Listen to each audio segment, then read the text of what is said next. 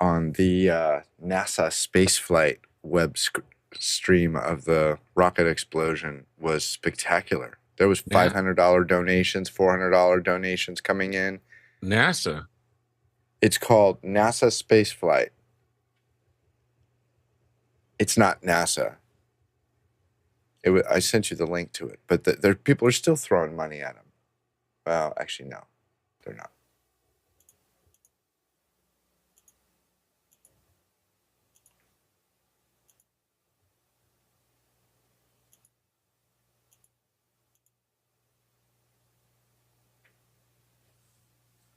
Well, I don't really recall how long it's been since we started this space stuff, but it was back in Kennedy's era, I guess. But every time we do this, it's enough to make me stop everything I'm doing and watch the screen with holding my breath, hoping for success. It's always just amazing. Oh, absolutely.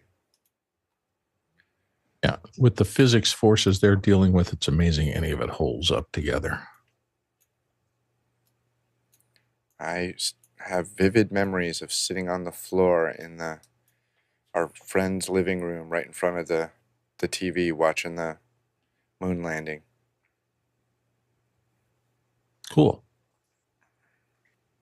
And Alex, I know you were reconfiguring your system. Are you okay to read today? Yeah, I think I'm good. I think I'm good. In the opening title sequence to, I believe it was one of the Lost in Space iterations. I think it was the one that was on TV with the big robot, that's a dumb delineator. There was shots of like the history of space travel. And one of them is these kids sitting on the floor. And it is absolutely the memory I have of watching the moon landing. I also was sitting on the floor, Chris, in Illinois. Yes, because I'm in front of a console TV. Back in those days, people didn't believe in buying chairs for your kids. That's right. Well, you couldn't sit on the good couches. Come on. Well, you had to sit on the floor because the chairs were way back there where your mom said you should sit while you were watching TV. Don't get so close to the screen. Yeah, here I am with wrapped with what? How many screens? Yeah. Well, then they would give us mercury and lead to play with, right? That's right. My doctor once gave me the broken thermometer mercury to play with. That should have been a hint.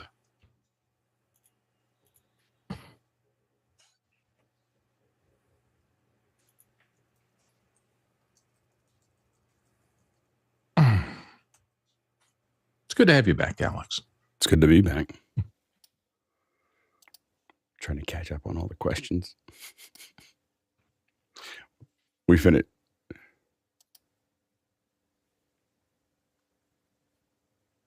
Okay. I may be overexposed today. I don't. This is the problem with. This is the problem with the Sony is that I don't have an easy way to change it. Your background looks brighter than normal. 5 seconds. Is the ratio the same? I don't have time to fix it, so it's gonna be what it is. Well, see, when I open up my ATEM software, I have control over I know. Oh, I know. That's right. You gave up control for focus. that can be applied to lots of things. That's a life lesson. So I think this is a lesson in delegation. Give up control for focus.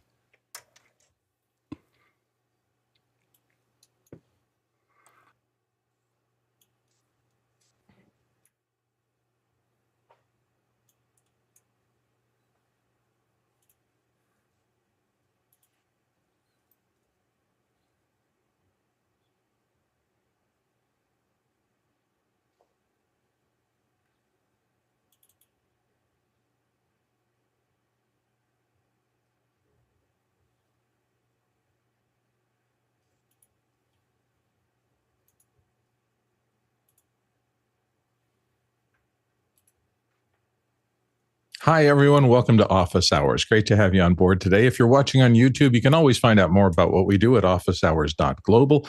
Our first hour is always a general discussion of production and IT-related topics. We're just here to answer your questions. Audience-submitted questions drive the show every day.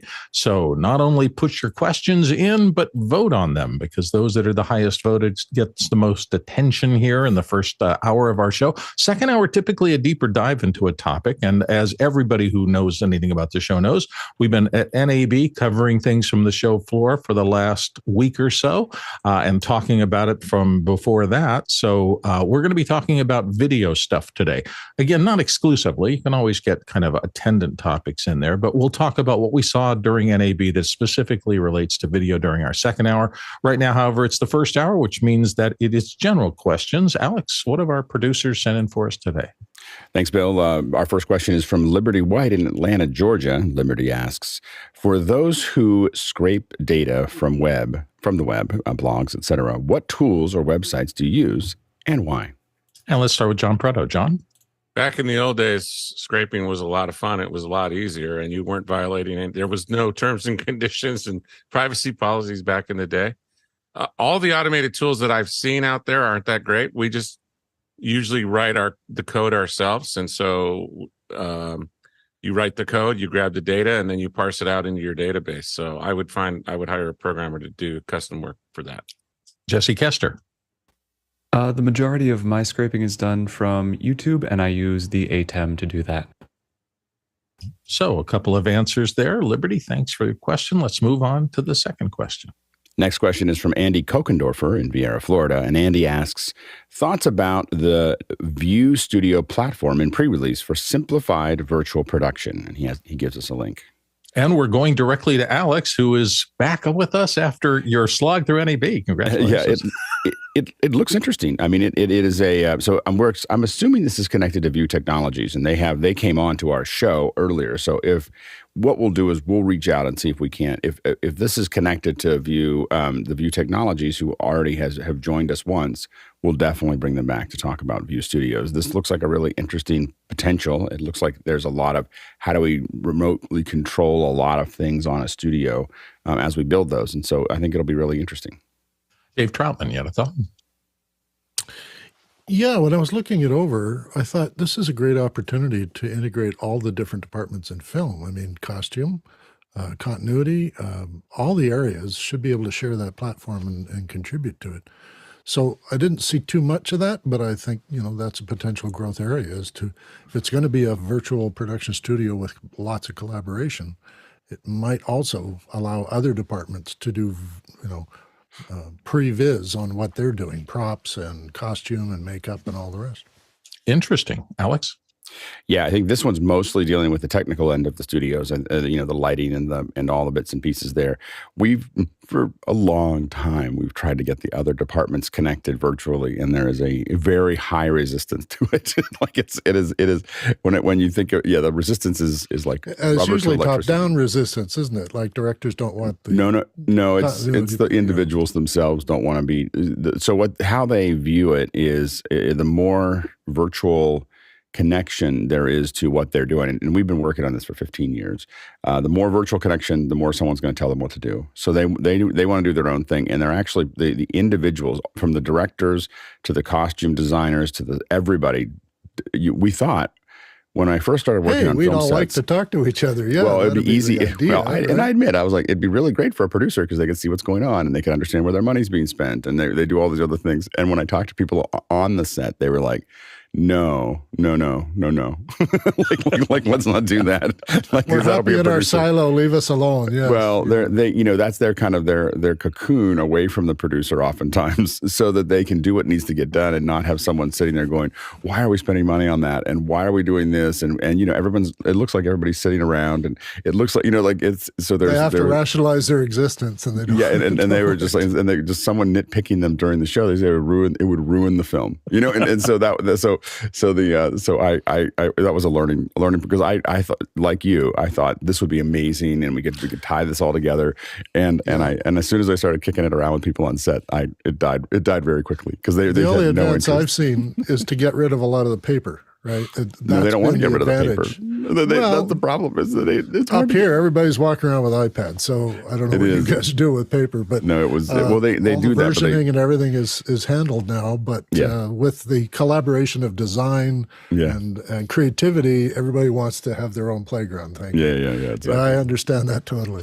Yeah. In my experience, this is a comp. What do you think of it? Is that the right blue?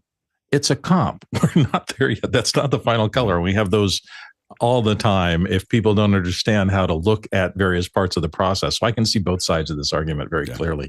Let's move on to the next question. Good discussion, though. Next question is from David Brady in New York. And David asks, he says, in Zoom 5.14.2, I can no longer manually set the input volume on my Shure X2U. Is this an expected or new behavior? If the automatic option is unticked, the slider control automatically defaults to 0 gain. What's up with that? Alex?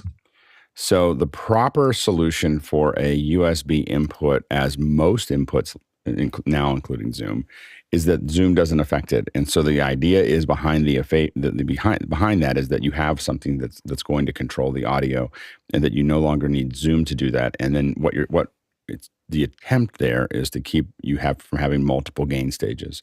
The Zoom's just going to go, okay, what do you want? like you figure this out. And it leaves the USB under control. I don't even know why the X2U you were able to change the volume before. In most devices, not just Zoom, in most software, as soon as you plug in an external USB, it generally just goes to off. Like, whatever you are, lets you take over. And Zoom and most of the devices I've had have had that. I would highly recommend USB devices that have some kind of volume control. I thought the X2U did. It's interesting because I thought the X2U had a gain control on the device itself. An X2U, for those of you who are listening, is an XLR to USB converter, and it pops into if I'm thinking of the right thing, pops into the back of a mic or your mic input, and then has a USB out. And a lot of us have had many of them, over the years. But that one, I thought that it had a gain control on it, and I think you'd want to use it there. I know the Centron's version of that has a little gain control on it, but yeah, I think your point is incredibly well taken. If you get multiple gain stages in there, it's really hard to manage which control is on what level and what's feeding what. Let's move to the next question. Next question is from David Paskin in Miami, Florida. And David asks, I've heard lots of talk of 2110 lately. What is it? John Preto's going to demystify it for us, John. SMPTE, which is standards body. It's a Society of Motion Pictures, whatever. I can't remember. And television engineers. Television engineers is a suite of protocols for audio, video, and other associated data, including captions, etc., over IP networks. The video section's uncompressed, so the data rates on these things are absolutely gigantic. But you're seeing that Alex calls this NDI for grownups. That's what he calls SMPTE 2110. Alex, what about? Oh, go ahead. Seeing all the big boys use 2110 in all the NFL trucks now. Yeah, I would say I don't call it, it's not NDI for grownups because grownups can use NDI. It's just grown up NDI. It's just like, it's the adult version.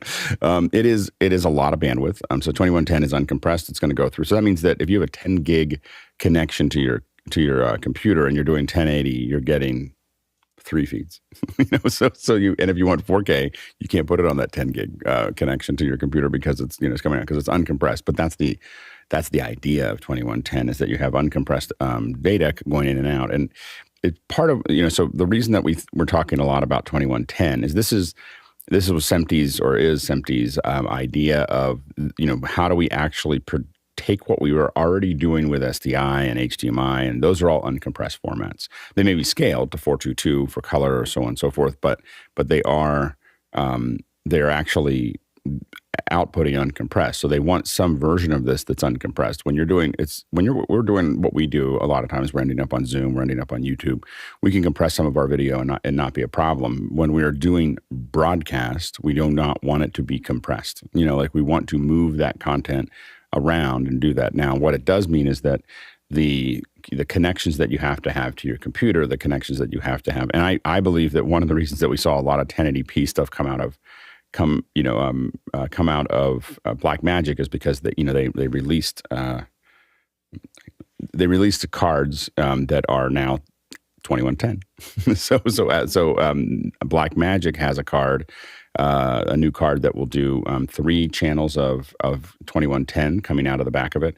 So we now know where Blackmagic is going with IP video, and what that's probably going to mean is that 2110 is going to explode. Now people are going to run into the hammer, which is that, man, do you have to have really good routers, to make all of this work? This is not for the faint at heart. You're going to start looking at really expensive routers and big routers, and moving all that data around becomes a thing.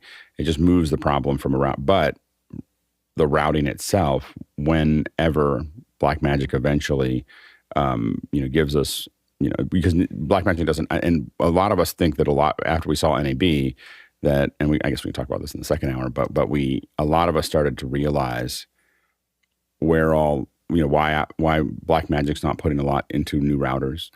Like why, there's like, oh, now we understand, because now you can just buy a Cisco router and make it work, but it has to be a pretty beefy one.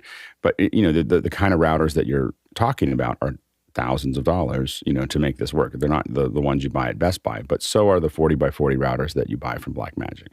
So, you're just moving, they're just moving to that new thing. But I think a lot of us think, we haven't seen it, but we think there'll be a firmware update to the ATEMs that the new ones that have the 4, it makes the 4 inputs on the back of the new switcher, the 4 Ethernet connections make a lot more sense now. They didn't really talk much about it, but now that could theoretically be 12 cameras going into those 4 little connections. So that may start to make a lot more sense. Go ahead, David. And forgive me, the number 2110, is that resolution? It's the protocol that was created by the SMPTE group. So that it's just a designated number. Name. It's like Rec 709 or Rec 2020. This is 2110 is and there's other ones, but this is the one that we're using here. So it will make a lot of things a lot easier, but it is, it does take a lot more work. I mean, this is the grown-up version of NDI. And NDI is like, oh, we can do anything we want. And 2110 is you have to kind of think about it and build it up and put it together. But there's a lot of flexibility that comes with it. So I think that it could be really interesting. And it does mean that potentially we can have a lot more routing, with those big routers. Right now we're stuck with, it's very expensive to do a lot of the things that we do. If we want a huge backplane and with lots and lots of I/O going back and forth, we have to have a very large router. But remember that a 144 by 144 UHD router is $80,000. So it's not that these things cost a lot of money to do anyway. And again, this is for folks who want uncompressed. That's the big push. Let's go to the next question. Next question is from Tlaloc Lopez Waterman in Salisbury, Maryland. Without getting political, it's going to be hard on this one. Yeah. There is a company in Santa Barbara, California, that after the change in laws about independent contractors a few years back, stopped hiring me. Is there a way I can do something to make it easier for them to do so? So without getting political. Okay, so we're gonna dance around this delicately. Chris Fenwick, start us off. Well, to be clear, you can't completely be unpolitical, but I will tell you, Tlaloc, that we've had this problem with contractors. The laws changed and made it nearly impossible to hire the small independent contractor. So what you probably have to do is actually set up a California business, and not a lot of independent contractors will use their social security number as their taxpayer ID. Nope. You have to have a legit California business. You might actually have to have a California address. That makes it comfortable, but you definitely have to use a taxpayer ID number. The delineation of what a contractor is just getting more and more strict. Okay, I'll hold that one. Contact me, Tlaloc. We'll have the real conversation. But the bottom line is it almost has to be business to business. And the reason they're doing it is they don't want the tax liabilities that are certainly going to fall on them. And the problem is that those tax liabilities can be retroactive years back, 3 years back. And so it becomes such a nightmare to hire an independent contractor the way we used to do 20, 30, 40 years ago. I mean, it used to be much easier to just go, yeah, I'm a dude, I got a thing, here's my bill, give me some money. But it literally has to be an absolutely legit California business to make it so that the headache threshold gets to the point where their accounting people will say, yes, you can hire that guy. Jesse Kester. Yes, and if you don't have an LLC in California yet, get ready to pay the $800 franchise tax for when you set it up, and that's an annual fee. And please do remember to put a suit on your business to make it easier for the company to approve any invoice. And that means it comes from accounting@yourbusiness.com. The money is going into your actual company's actual bank account. It's not your name doing business as, and it's not your personal account. And that will make it easier for them to approve your services. If you have a good relationship with the business, ask them if there are steps that you could take to make it easier for them to approve you. And if they don't get back to you on that, the reality might be that they were using that as a polite way to refuse your services. They were using that as an excuse. Alex. So we deal with this on a day-to-day basis. This is based on a bill that was done in California called AB5, and it was mostly aimed at Uber and Lyft, and it completely missed Uber and Lyft, but hit everybody else. The reality is, in the entertainment industry, now we follow it. We cross every T and dot every I, on our end, and the reason that we do that specifically is because we don't want to have any trouble, as was stated before. Most of the entertainment industry is ignoring it because they basically told a lot of it has been, there's exceptions being built, and they're trying to push the exceptions through because basically they had to build a whole bunch of exceptions after they built the bill. They had to start adding exceptions to everyone because they threatened to leave the state, and some of them have. So you don't have to have an LLC or corporation inside of California because you can contract with people. You do need an LLC at least. So you need an LLC or a corporation, S corp. S corp is going to be a little easier than an LLC, but you do have to have something. And mostly it's just a TIN number that isn't your social security number. That's the thing that they need to get. After that, we can just simply process the bill with you. It's not a problem. If they don't do that, what we have to do as a company is we have to make you an employee for the time that you're there. So literally, you're an employee for like 5 days or 8 days or whatever. And so we have to run payroll. We have to run all of those things. And as Chris said, it's the state making sure that it's getting the taxes that it wanted. And so by doing this, they don't have to chase after a lot of little contractors and try to go after them. They can just say, they can make sure that all the payroll taxes, this isn't just your income taxes, this is all the payroll taxes they want to pull in as well. So so that's kind of a big dragnet that they have there. So, but what we recommend everyone do at this point is either build an LLC or an S corp. It does have a little bit of an expense, but after that, you can do it. But I don't think you need an S corp. I think it's just an LLC. It's just mostly a TIN number that isn't yours is going to be enough for you to be.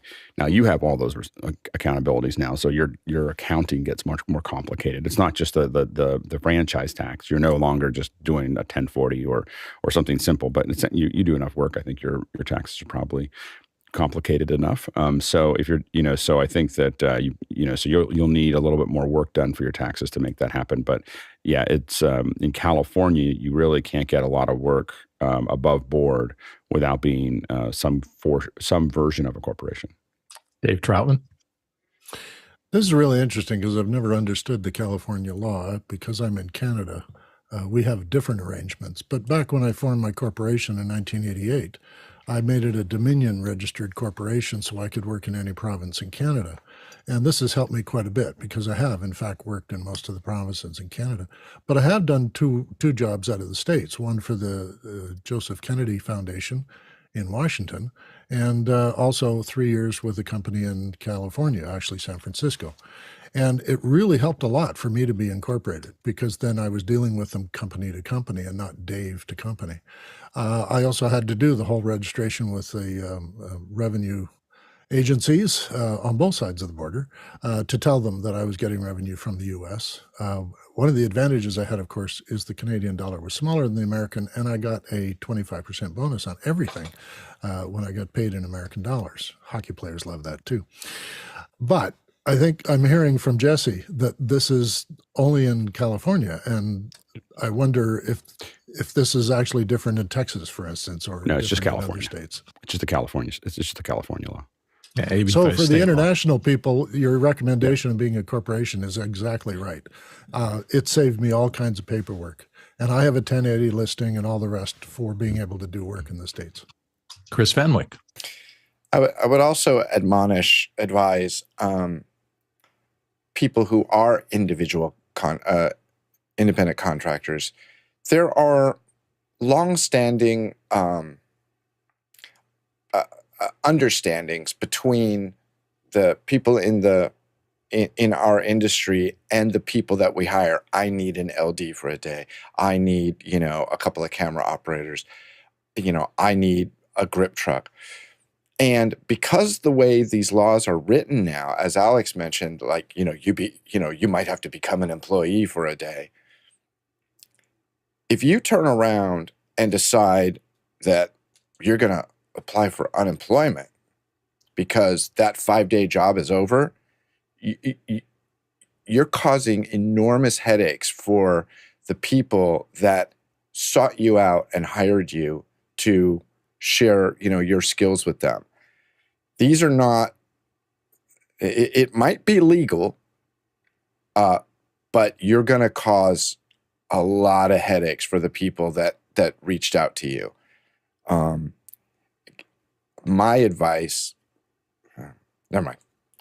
Alex? I was going to say, just to follow on with what Chris said, that if someone filed for it wasn't like a huge thing. It wasn't like we stopped business, but if you filed unemployment after we hired you for 5 days, I don't know how Ono actually handles it because I don't deal with that. But we didn't hire you again. like that. That was that was just going to be like a no-go. In general, if you're doing a business, I would recommend just at least becoming an LLC. It makes it easier for everybody, to do this. And one of the things you want to look at is, with PixelCore, we slowly built up to these things. And one of the things that makes it easier for people, you want to make everything easier to hire. So we had insurance, we had liability insurance, we had, we were a company, we had, accounting process, we could fill these things out. And as you make those things, as you make that smoother, you will get more work, but it is an investment because it's just, it's easier for a big corporation or even a smaller corporation. It becomes, you just want to look at everything that can make it easier to hire you. And those things definitely help. And as someone who I think I'm in the same opinion pool as almost everybody you've heard, it's been a gentle disaster trying to navigate this. I will say I'm just going to try to articulate a little of the other side of that, which was in the early days, there were tons of employers who got bigger and bigger and bigger, and suddenly they were having independent contractors come in 50 out of 52 weeks of the year, and they were just paying them $10.99 without any it was a big savings for them not to have to manage it. They could hire and fire at will, half the protections of somebody who is an employee. But they botched the implementation of this, in my personal opinion, pretty significantly, where it hasn't gotten much of the benefits that we were all promised if it went through. And it certainly has created a lot more uncertainty, and a lot of people aren't getting hired the same way that Taluk is telling us he's had a difficulty coming in to work from the outside. So, be careful what you ask for sometimes. Let's go on to the next question. And a quick reminder that, of course, you can ask questions at any time during the show, and make sure to vote on those questions so we know which ones you want to answer first. Next question is from Nathan Cashin in Oregon City, Oregon. And Nathan asks, a $12 HDMI to USB converter has been working fine with my Lumix G85, but I just got an Elgato Camlink 4K to see if it would be any better. Doesn't work at all. The camera LED blinks on and off, even when connected directly to my M2 MacBook Air. Any tips? Dave Troutman is going to help us out here. Dave? Yeah, I don't have the 4K Elgato face cam, but I do have the 1080. I have had some difficulties with the system recognizing my USB 3 connection. Now, you talk about the HDMI converter. I don't know why you would be doing that, but when you connect it directly to your MacBook Air, it should just see it. But it may not operate it because you need the Elgato software to do the setup and the handshake and all that. So I have a habit of launching my cam controls before I plug in my camera. I also wanted to ask if there's a hub in the way or a port with lots of other connections. It may be that the camera is not finding its way through, and that would be a thing to look at too. My 1080 sometimes thinks the USB 3 port is a 2, and it gives me a warning. Please plug it into a 3, not a 2. And I'm going, okay, I unplug it, put it back in again. Now it sees it as a 3. So it may be a handshake issue. And I have had a blinking light, but that was part of what I had, is something in between the line and that. I don't convert mine to HDMI, so I don't know why that's necessary for you. But if it hasn't worked from the beginning, maybe send it back and see if another version of it or another 4K is available to swap out and see if that one works. Alex? I think this is just converting the HDMI to USB. Not it's just the HDMI from the camera to USB. I think Dave's completely right that I think it's most likely if you have it going through a hub, it will not work because the hub is probably a 2.0 and it needs 3. It needs more bandwidth. So the link is going to need more bandwidth. What I will warn you about with the Elgato CamLink 4K is that it has a heat issue. So if it's left on for a long period of time, it will just quit. That's why we stopped using them. I just wanted to just make sure everybody knows that it's a 3.0 out. It's not HDMI out of the camera. No. So he's converting it to HDMI as far as I know. Yeah, but there's no HDMI out on the Cam 4K. No. It's the Lumix. The Lumix G. He's taking HDMI from the Lumix G85. Go ahead, David. David? Yeah. Yeah, for what it's worth, I have one. I've had it plugged into, I can never remember if hub or dock, but it's the big fat powered one, the OWC or a CalDigit with the huge power brick. I've had it plugged in there for the past 2 years. I've been using it, haven't had any problems. I haven't seen the overheating issue. Maybe that's for us.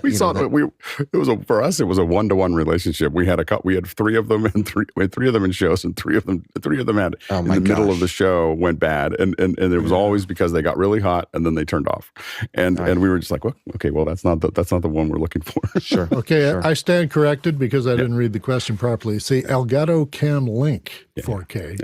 To convert, and I actually have one. Yeah, it's fine. It's fine. It's good. Right, and I was talking about the Elgato Cam. Got it. We got it. We got it. Okay. We got it, Dave. All right, we're moving on. Chris Fenwick. Clear here.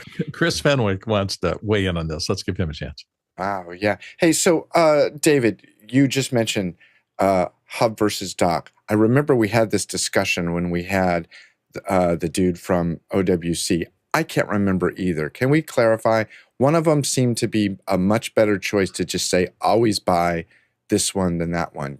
Does anybody recall that conversation? My rule of thumb is if it's powered, it's a hub. And it's but even hubs, because I have an OWC dock here, and I had a USB-C plug in the back. I think the question was, I think we got a confusion. I think it's David was the question. The question was for David there, right? Oh, well, David. I think the question is just can we clarify what's what? Laura is saying in the back end that the CalDigit TS3 is a dock. Look, fundamentally, whenever you plug anything in your computer, what you want is something with a big power brick that comes with it. You don't want dongle. I mean, you can use dongles for keyboards and mice and stuff like that, but for cameras, especially for CalDigit, for cam links, all that stuff, you want a big powered duck hub, hubba. Whatever, whichever. It's a technical term, I believe. All right. Well, we've kicked this around a little bit. Let's move on to the next question. Next question is from Tlaloc Lopez Waterman in Salisbury, Maryland. It seems Parsec has been acquired by Unity Industries. Will this be a good change for the users? Alex? I think so. I think that Unity is doing a lot of good investment. I think that they are, it's kind of interesting to see what happens with Unity. Most of us have been paying most of our attention to Unreal Engine, and Unity is quietly investing and buying up a lot of things. And so a lot of us are just kind of watching what they're doing because they bought the digital team. They bought a part of the digital team from Weta. They now have Parsec, and it feels like they're just building something. There's like a Death Star somewhere that's getting formed, that we're all kind of wondering what is going on over there, because you don't see a lot on the outside, but we keep on seeing them make these really interesting strategic investments. I think Parsec is first in class in a lot of the way that they handle those remote connections. And so I think that it's going to be interesting to see what happens next. Let's go to the next question. Next question is from Douglas Carmichael. The MSG Sphere in Las Vegas is fully based around a 2110 network all the way to the LED screens. Have the LED wall manufacturers mostly started supporting 2110 natively, or would they need an SDI converter? And John Preto is right near the Sphere. John, what do you think? From what I'm reading, it's this company out of the UK called the Seventh Sense. They have this media server called a Juggler, and the Juggler supports 12G SDI in this thing. Looks like probably Linux box with fancy video cards based in it. And then from there, they can do fiber optics from server to server. And then from there, it's 2110. But out to the panel, I think they're probably going SDI would be my guess. I don't remember the number, but I saw the number of LED pixels, and that thing is an astronomical number. Alex, your thoughts? Yeah, I'll try to find out, but I believe that the MSG, those LED walls are 2110 all the way to they go all the way into the panels that way, and it makes it way easier to run a set of panels if it was all networked. so I think that so I think that may actually, I think there are some panels. They're not most of them have other connections, but I think with these ones specifically, because remember, these aren't the panels are not typically, they aren't, it's not really panels. The panels are getting little bits and pieces of it. That's not the same as like connecting it to a TV. So anyway, we'll see. We'll see if we can do some more research on that. Yeah, the other thing that I read was that they'd had to sell, the owner and operator group for the MSG Arena had to sell some of their Las Vegas properties or shift the ownership of them to get enough money to finish even the last part of this. I think it's about 2 years over. We'll see if they make any money. Yeah, it's a massive thing. It was outside of our hotel when we were there. I was staying, and it looks amazing. I can't wait to go in. I want to go see it immediately because I just don't know how long it will last. I just don't know how you can make any money with that. We'll see. Well, if YouTube can't make money with it, no, YouTube is going to make a lot of money. Yeah. I just don't know if MSG is going to. It's crazy. All right, let's move to the next question. Next question is from David Paskin in Miami, Florida. And David asks, we had Cinemaker on office hours way back and the demo struggled. Wondering what people saw them, who saw them at NAB and or know the growth that they have gone through now. If only someone on the panel had just been on a Las Vegas NAB panel with Cinemaker and maybe somebody else we know, they would be, oh, Alex, there you are. Yeah, so I was actually on a panel with Cinemaker at NAB, and so they keep on moving forward. So I think that their that presentation didn't go super well, but I think that the software is getting really good. I mean, they really have they just keep on plotting forward. They keep on adding the integrations. The new integration with Zoom is really impressive, and so I think it's time we're gonna reach out to them and see if we can't get them back on and have them show it. We'll give them lots of warning so they can be ready for a good presentation. That'd be nice. Let's go to the next question. Next question is from Andy Kokendorfer in Vieira, Florida. Anyone test the new Sony SRG A40, SRG A12 with the PTZ auto framing at NAB? I haven't heard of anybody who's gotten one of those in their hands. Alex, have you? Didn't have it in my hands. I got over to the Sony booth, but only for a few minutes. I ended up having not very much time at NAB. So, I was speaking a lot. I had like 7 talks or whatever. And so and so between that and all the stuff we were doing, I didn't see it, but I went by. I got to play with it in front of it for just a second or watch someone play with it. Still too much headroom. It seems like everybody's building headroom for old TV sets that need 20% of space above the head and all the other things in it. So it feels still like there's just a lot of old-fashioned. Someone read a book about how the framing should work, and what we need is someone to give us a control inside the system that says, like that literally just moves up what it considers what it considers as a vertical alignment needs to be added to the cameras, so that they just automatically align. And I, as a user, can say +12 or ±3 or whatever I want to do, rather than them just automatically doing it. I can still do the auto, but just apply that to the solution, because it's just tracking your face, and it just needs to decide where your face is. Let's go to the next question. Next question is from Guy Cochran in Seattle, Washington.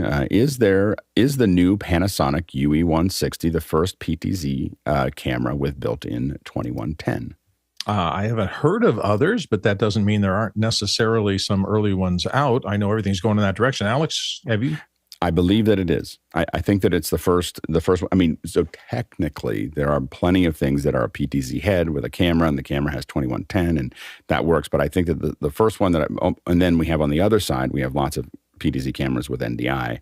I do think that the UE160 is the first one that we've seen that is 2110. Dave Troutman.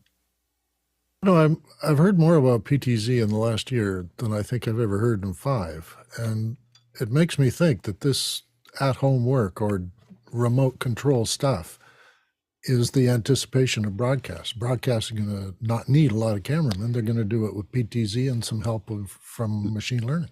Broadcast has been doing it for a long time. Like if you walk into a news in a U.S. local TV station, there is one person running the entire thing, and that's been this case for the last 15 years. So broadcast they have these big pedestals that have wheels on them, and the everything's really clear. And you watch. I sat in Pittsburgh one time watching one of the morning news for this isn't network. This is just local news. And you see these little guys just moving around. They have their places that have all been pre-programmed. So it's not just a PTZ, it's the entire pedestal, they just roam around. They're all programmed to do it. And it just comes down to labor. If you're doing something every day, it's just a lot less expensive to have one person pushing buttons, for everything than to have 3 or 4 camera operators working on it. In a news show, all the positions are prearranged. Yeah. I mean, what angles you need to go to, and they just zip over to it. Exactly. And that's very efficient. Yeah, so it's been around for a long time. I think that the big thing that's happened now is that it's just that there's so many more people doing it online that the market has gotten a lot bigger for these smaller solutions, because the solutions I'm talking about are $50,000 to $100,000 per camera, for all the stuff that you have in it, and these are $10,000 or $12,000 per camera. Yeah, and they'd be good in venues as well. When you're setting up venues, you could start planning to put PTZs in, wouldn't you? Chris Fenwick. I got an opportunity to talk one-on-one with Grant Petty for a little bit at the Blackmagic booth, and I said that there's 3 things we'd love to see. More presentations like he does, and he did warn me that if he did any more that he wouldn't be able to run the company because he spends a lot of time working on them. And we'd love to see a PTZ camera, and we'd love to see full autofocus on his cameras. And he dodged the topic masterfully. There you go. Most of those guys are really good at that. Excellent. Let's go to the next question. Next question is from Jack Ruppel in Breckenridge, Colorado. Resolved 18.5 supports USD. Anyone have experience inserting USD-Z in Google Earth Studio? YouTube has many examples in After Effects. Thankfully, Alex is back, and Alex has a lot of USD-Z experience. Alex? We haven't done it. We haven't inserted USD-Z from Google into Google Earth Studio, or I haven't yet. Mostly, a lot of us are looking at the Resolve 18.5. It supports USD. So this is the Universal Scene Description, and this was created by Pixar so that they can move scenes from one place to the other. But what Apple did, when Apple was looking at USD-Z, they were like, why don't we zip this? So why don't we just add a zip to it? So that's why it's USD-Z. It's a USD-Z binary that is zipped together so that it's easier to move around in one compact file. And so it's treated as it's a zip file, but it's treated as a file itself. And so that's what USD-Z is. What we don't know is whether Resolve supports USD-Z or whether it supports USD. And that those are different because they aren't the same format. It's not like it's just like, oh, it's close and then it's there. They are a different thing. So it's going to be interesting to see for a lot of the tools that we have. So if you're using Resolve and you happen to have something like Adobe's Substance and you're working with that, Adobe Substance will just export USD or USDZ. The USDZ is actually harder out of Adobe Substance than USDZ because it's designed for the bigger pipelines like Maya and a lot of the other bits and pieces. So it's going to be really interesting to see what that support is. I don't have a specific around the Google Earth, but since you asked about Resolve, that's what a lot of us are really interested. I'm going to put Resolve on carefully put it on a separate computer and try it. Usually the first releases of Resolve, I would highly recommend not putting into your central pipeline until you had a little more time to play with it. Interesting. And Alex, do you know, is USDZ the kind of format that's compressed, but you can also reach inside of it? Some things it seems like you have to uncompress. That's the issue. No, it's compressed. It's designed to stay compressed. It's, so USDZ is designed to be a zip file that stays a zip file, and so that it just reaches into that zip file and looks for what it needs to look for, and then comes back out again. And that way it can be easily moved around and contained. The rumor is that when Pixar saw what Apple did, they're like, oh, why didn't we think of that? So like that's much simpler than what we were doing. And I guess there's an audience question for this one, Dave. Kenny Campbell over in chat does confirm that Resolve does support USDZ. He says he has some experience with it. Great. Cool. Excellent. All right, let's go on to the next question. Next question is from Paul Wallace in Austin, Texas. And Paul asks, the company Tilta seems to have a big presence at NAB. What are some of their new product offerings? Dave Troutman. Well, this is a company that does camera mounts, and they're usually for floating cameras or mobile cameras. So they built one of their biggest products is a ring that you mount a camera inside, and then you can run around with this ring, and it's like a Steadicam. They also do shoulder rigs for guys who have to have big cameras on the front of them and run around with that. They've got a lot of smaller products now, and that might be part of what you're asking about, is the new things seem to be camera cages and things for GoPros, which allow you to put attachments on, very much like the small rig people. But the Tilta people are quite well established in the business. So I think they'd be a product with a lot of accessories for people and DJI support and all the rest that allow you to work with mobile cameras and ones that are on gimbals. Alex. Yeah, Tilta and Small Rig are the two that are kind of going back and forth between each other. I think that mostly on sets we see mostly Small Rig, and then when we work with independent creators, we see a little bit more Tilta, but Small Rig is still probably the big game in town at the moment. Let's go to our next question. Next question is from Jesse Kester. Sorry, Jesse. I haven't had to be a reader before. Kester. The rocket sauce. What went right today in SpaceX? What went wrong? What can the SpaceX team learn from the launch? John Preto will start us off, our rocket expert. They're gonna learn a lot. There was a lot of interesting things from the launch. If you go back and watch it, you'll notice that all the engines didn't appear to light, and then a couple of big bursts out of the boosters. So something was going on, and they're going to learn a lot. Remember, they crashed their first 3 rockets before they got the 4th one off the launch pad. So they'll be back up and launch again. No worries. How big does that nichrome wire have to be to start those engines? I'm sorry, I'm just joking with my model rocketry days. Anyway, Chris Fenwick. What was interesting is the coverage. I thought the actual SpaceX website or stream, they had really clean graphics. I really liked it. They had this nice little cluster in the lower left, and it immediately showed you, it's like, oops, some of those guys didn't light. What was nice about it is there was no indicator as to what it meant, but immediately you understood what it meant. There was 33 little dots, and most of them were filled in. Some of them were little circles, and you immediately knew, oh, something didn't light. And I thought the graphics were really nice. It was super exciting to see it clear the tower. They said that clearing the tower would be considered a success. It was also really depressing when you realize, oh, it's tumbling out of control. This is not a good day to be Elon. And for some reason... So much fun to watch, though. It was. He promised it would be exciting. And for some reason, people don't understand that SpaceX and Tesla are not the same company. And Tesla crashed today also. Is that everybody? I think that's everybody. Yeah, let's move on to the next question. Next question is from David Paskin in Miami, Florida. And David asks, Alex, how can we watch your talks from NAB? We've had a lot of interest in that, Alex. What's the scoop? So I will admit, I hate being recorded on when I do those things. So I allowed a little bit of it to be shot, but I absolutely hate it. And so I poor Peter's probably like, why didn't you tell me? Anyway, so but I don't like it. I think that I hate speaking in front of people at these at these things. And NAB was an experiment of like, I haven't done this for a long time. And somehow a lot of misunderstandings. I ended up with six of them to do.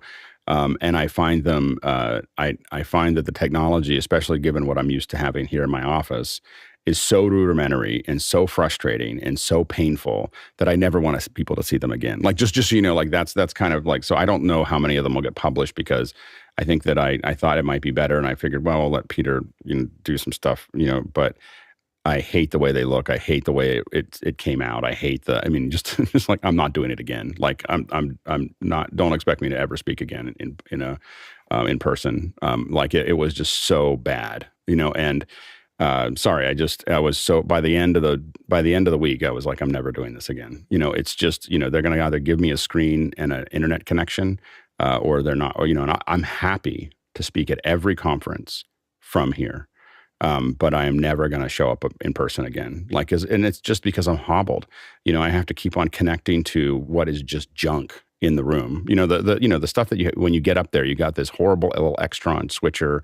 You have, at times I could get my computer to connect, but not my iPad. The audio is bad. It's just all of it. The lighting, everything is, it's low resolution. It was a horrible experience for me. I was just, and it was hard because it took up all my time to be going to these talks instead of hanging out with the team and doing more shooting and doing shorts and all the things I was having fun with going in the expo. And the last couple of times I had stopped speaking, I don't know what got into me to do that. Anyway, I had, my arm might have been twisted a little bit by folks at NAB to come talk. So I did it, and I will, don't expect to see it again. And I'll do the talks. What I'll do, David, is we'll do the talks here at Second Hours. We've already done two of them. So the HDR one and the green screen one, they were pretty much the same. I'll look at the other ones that I did, and we'll find another way to do those again. I think that those would be good as Second Hours, and they'll be way better. An hour here will be way better than an hour and 15 minutes that I did there. It was a brutal experience that I won't undertake again. So. All right, let's go to the next question. I think Chris had something. Oh, Chris, did you have? I'm sorry. I just wanted to. Did I hear you correctly, Alex? Are you saying that you will not speak at a physical event again? Are you saying it here publicly? I'll be on a for the first panel, time? but I'll never present again. If I show up somewhere and people want me to have it on a panel, I don't mind being on a panel. I don't like that much either. The chances of me doing anything in person again is pretty low. This was a little bit of an experiment. I don't particularly enjoy it. I just feel like it's so old and backwards and just weird, and so it's really, it was kind of a soul sucking experience for me. Did FMC or whoever you were speaking for, could they have brought you in remotely? No, what we'll do is I'm with everybody that I talk to now, because everyone's really excited about going back to, that no one wants to talk about doing digital first or doing something that might have people not show up because no one's showing, the attendance for all these things are way down. So they look at anything and there's a lot of other reasons to be there. Like we had a great dinner on Saturday night that John put together. Thanks, John. And we had, it was great to see people, and I went out to lots of little dinners and lunches and met with people. And so there's a lot of reasons to go to an event. I'm not saying that you shouldn't go to the event, but the sessions themselves are just they're just horrible, and you limit the number of people because people like me, how many times can I actually do that? And that was a huge disruption in my week, and I could have done a lot of other things. And so, there's a lot of people you don't get to speak because they don't want to go to Vegas for 3 or 4 days or 2 days or whatever it is, when they could have just come in from their office, for a couple hours, and so I think that it just doesn't make any more sense. And I don't, anytime you show up on a stage in front of a lot of people, the camera angles are so, or there's, it's just all, and even if, like you look at like, oh, there was a lot of people at the Cinemaker one was really fun. I have to admit that big truck, the Magic Bus or whatever, Magic Truck or Magic Box or whatever was really cool. It was way cooler than I thought it would be. They described it to me. I was like, oh, okay, that's going to be fine. And I got there. I was like, oh, that's really awesome. So it was cool. And it was fun to talk with everyone, Andy and John Lauterbach. And, there was a lot of, and the Cinemaker guys were a lot of fun to talk to, but there was, maybe 80 people. We haven't had only 80 people watching this show every day for the last, I don't know how long, since like day 4. So the thing is that, I just felt like, it's just a lot of work to get people into seats and everything else. And so it definitely did not, we're going to go to more shows and I'm going to go to more shows, but really what I'm going to focus on is working with our teams to cover those shows. I don't want to take up my time. The frustration I had is I was so excited. I know I'm going on a little bit, but no, it's my first day back after 3 days. So anyway, I'm going to take that. But I was so excited to see everybody. I will say that seeing everybody from the folks that were able to make it from office hours, it was so much fun to hang out with all these great people and people figuring this stuff out. And the first day was really rough. And by the third day, by the second or third day, we were figuring it all out. And it was just so much fun to see people that I see on the panel and that we talk about on Discord and having them all in one place. And so I loved, to be honest, I loved going. I just didn't like any of the session part, and I was like, and I don't think I'll do that again. I think if people want me to speak, I can come in remotely to a lot of sessions, but I think that I'd rather, if I'm going to talk about something technically, I'd rather do it here with everyone rather than going to a conference and doing it. I will say, the only thing I'll say is that I made, there was in every session I did, there was one person that walked up that was really useful for me to know that person, at least there was a whole bunch of them. There were some incredible folks doing work in DC that, like when they explained what they were doing, I was like, oh my goodness, like we got to get you on the show. So there's a whole bunch of people that I wanted to bring on the show. There were folks from big companies. So I want to keep on doing that.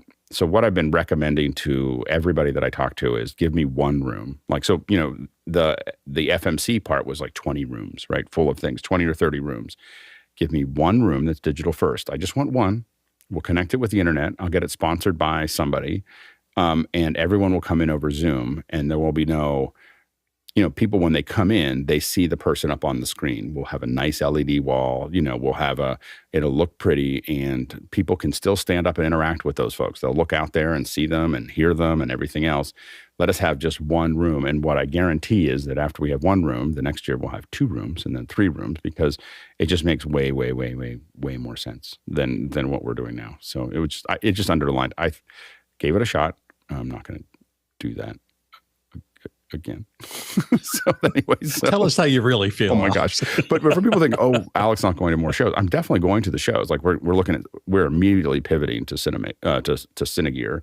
And I'm really excited about what we did. And we'll talk about it more on Friday. But I thought there were a lot of things that didn't work. But NAB overall, to me, was a huge success, of figuring out a lot of things that we did on a whole bunch of levels. And so we're pivoting to Cinegear. I'm going to keep on going to these, but I want to go and hang out with the teams. I don't want to be having to go somewhere else and talk and go somewhere else and do something. I just want to be there. I'm going to hang out with the production teams. We're going to figure out how to do just incredible coverage of the expos and possibly start doing digital first events. All right, let's move on to the next question. Next question is from Tommy DeChance in St. Paul, Minnesota. And Tommy asks, I split my VGA from the projector feed and put an HDMI to VGA connector onto my AT Mini Pro. The input is black. Where did I mess up? HDMI to VGA, it would probably be the other way around because I think the ATEMs only have HDMI in. Alex, can you figure this out? Yeah, so the HDMI to VGA, you need a processor for that. They have processors for that, but those are not cables. They are boxes. The one that we used to use was a Barco. Barco had one. It was a 1U box that converted the HDMI to VGA, but it's not as simple as a simple connector. You can getting between those two formats. One's a digital format, and typically one's an analog format, and they need processing to make that actually work. There you go. Next question, please. Next question is from Paul Wallace, and he says, what is the Rode Streamer X? And David Paskin will help us with this. David? The Rode Streamer X is an audio and video interface into one. It's a really interesting device that I have absolutely no use for. But if you are a solo person, you've got one video source, one audio source, and you want to have silly sound effects, it might be the right thing for you. Not at $400, if you ask me. Interesting. Okay, let's move on to the next question. Thank you, David. Next question is from Keenan Campbell in Nevada, USA. And Keenan asks, what does everyone think of live stream event from a vendor booth? I was fortunate enough to be on one of them from Epiphan. Great way to keep the conference hybrid. John Preto. Yeah, thanks. Keenan, congrats to Keenan, because I watched this live feed from Epiphan, and Keenan did a great job. The video looked great. I think it's fine. I see lots of vendors do live broadcast out to their own audience, which makes sense to me. Alex. Yeah, we've done a lot of these. I will say that the looking at it from the back end, the average view time on streams from booths is very, very low. So it is oftentimes measured in seconds, sometimes measured in short minutes, 1 or 2 minutes long. So when we read the data of it, and I don't know how this one might have been way different. I didn't see this one, but as we read the data from the back end, as a person doing these, we kind of consider them failures. They're not. They don't. From a pure audience perspective, it's an idea that people come up with, but they're not. If they're actually looking at the data in the back end, usually they're not very successful. Yeah. Next question. Next question is from Stephen Smart in Glasgow. And Stephen asks, are there any quote unquote cheap devices available to transmit stereo sound from a mixer to speakers without using long cables? Well, there certainly are plenty of wireless audio devices out there. Just even the standard body packs that we use, the better ones. Now, that's where you're going to get into trouble, because cheap indicates you're probably looking at not highly engineered solutions. There are some very small wireless kind of radio frequency devices that pretend to do this, but every time I've ever played with them, they're prone to noise. They don't have very long range. If you got 2 good wireless microphones, you could send 2 mono channels, which is stereo to something, but that would be an expensive solution. Alex, do you know of anything that does this specifically? I mean, I'm assuming when you're talking about this, you're trying to go to a wired set of speakers. So the speakers themselves need to be self-powered. So that's the first piece of that. And then after that, I mean, you have an impedance issue, because the speakers, if you're getting like little computer speakers that have 1/8-inch jacks, then that's another problem that you have as far as the impedance of what you're expecting to transmit if you're doing like a wireless input-output. And then if you're doing XLR, of course, the equipment starts to get more expensive. The other thing you're going to have trouble with is if you have any number of these speakers, the amount of crosstalk and everything else is going to make them intolerable, in my opinion. If you go cheap with wireless, wow, is that painful. Like, it's just, I've done it thinking that this was going to be a good idea, and you just get so much phasing, static, hit, like cheap transmitters are just a recipe for disaster. Jesse Kester? And don't just test it in your home studio or your garage. Go to the area where you're planning to use it and test it, especially if it's a metropolitan area. In fact, if it is a metropolitan area, don't even bother going out to test cheap wireless transmitters for production. And Chris Fenwick. Stephen, it's hard to know exactly what your use case is, but immediately my mind went to, a mixer like in a club or a small venue with a band. And the popular thing that I'm seeing all the time is people using these Behringer mixers, and instead of putting the mixer out in the audience, they're just walking around with an iPad. The mixer is then on stage, and then the cable runs are much shorter, and they're just remotely controlling the mixer. That may not be what you need. You've probably thought of that, hopefully, but if not, that's another way to solve the problem. Okay, thank you. Next question, please. Next question is from Alex Forty-Goldner in London. And Alex asks, who on the panel will be going to IBC in Amsterdam in September? Should I change the ticket for the trip to Italy that week? And Alex, what do you think? I'm probably going to go. I can't say 100% that I'm going to go, but there's probably like a 90% chance I'm going to go. I want to do the same thing that I did in NAB with all our European, our European cohort. So I want to see everybody. I did really enjoy it and hanging out with everybody. And so I do think I'm going to go to a lot more conferences, but it's mostly just to hang out with the office hours folks. Like that's my thing is like, let's do some production together. Let's all hang out and have some dinners and stuff like that. But I'm more interested in doing more dinners like what we did with John and with everybody that showed up. I'm interested in doing more of that and less speaking. and more production like what we did. And we're just going to keep on pushing that envelope. So I would say that there's probably 89. I can't ever guarantee it. My production schedule sometimes is not my own, but I would say 80-90% chance I'll be going to IBC. Chris Fenwick, we've got a couple more questions before we transition to the next. If they haven't finished the bridge, I will not be going. I no longer fly. You need a bridge? Ooh, maybe a submarine would work. Let's go to the next question. Yeah, next question is from Gordon Lake. What is the best, in Los Angeles, California, and he goes, what is the best way to dip one's toe into the 2110 waters, and should you? I don't, there you go, Alex. I would wait I'd wait a couple months and see what Blackmagic does as far as connecting all these things together. Right now, they just released a card, and so we all know where they're going. So what you want to do is wait for the firmware updates so that we see how the cameras handle it, how the switchers handle it, and then I would get a good switch. I would give it a shot and see what happens from there. And the last question for the pre. Last question is Douglas Carmichael, and he says, do you think we'll see the lower level rack mount Constellation switchers get Ethernet 2110? Will bringing 2110 to the lower end stimulate a sea change in the industry? Alex? Yeah, I think that's exact. I think Douglas has it right on. I think that this is going to be, and this helps us transition into the second hour, but this is, I think, what 2110 needed, which was to have Blackmagic building these in mass. It's not just big cameras and trucks, and it's not these giant broadcast solutions. It's suddenly, all these Blackmagic switchers. I think it's gonna move the industry into a different place. So it's pretty exciting.